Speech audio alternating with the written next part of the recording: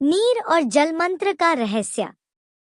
बहुत समय पहले समुंदर के किनारे बसा एक गांव था, शांत, सुंदर और रहस्यों से भरा।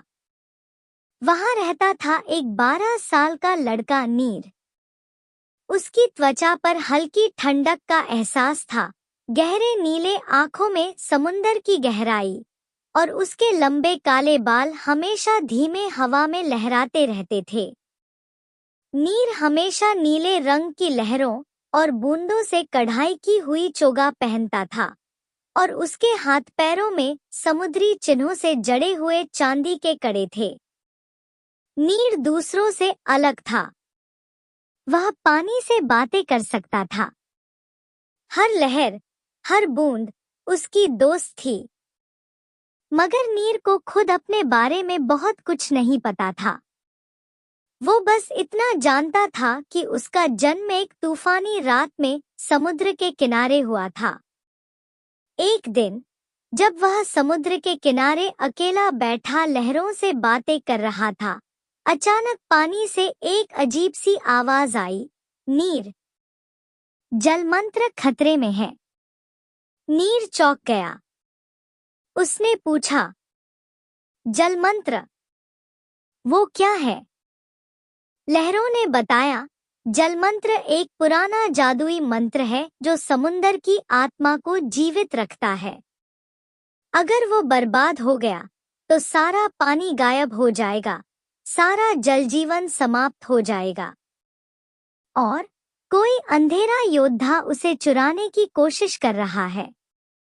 नीर ने बिना समय गंवाए अपने चांदी के कड़े कसकर बांधे और समुद्र की गहराइयों में उतर गया। उसके कदम जैसे ही पानी में पड़े, लहरें खुद रास्ता बनाने लगी। नीचे एक चमकता हुआ दरवाजा था, जल गुफा का द्वार। अंदर अजीब सी रोशनी थी। दीवारों पर शंखों की आकृतियां, चमकते मोती और नीले क्रिस्टल थे। तभी वहां एक परछाई आई, एक अंधेरा योद्धा जिसका नाम था कालमेर। जलमंत्र अब मेरा होगा, कालमेर ने गरज कर बोला। पर नीर डरा नहीं। उसने कहा, जब तक मैं जिंदा हूं, जल को कुछ नहीं होगा। नीर ने अपने हाथ ऊपर उठाए और उसके कड़ों से नीली रोशनी निकलने लगी।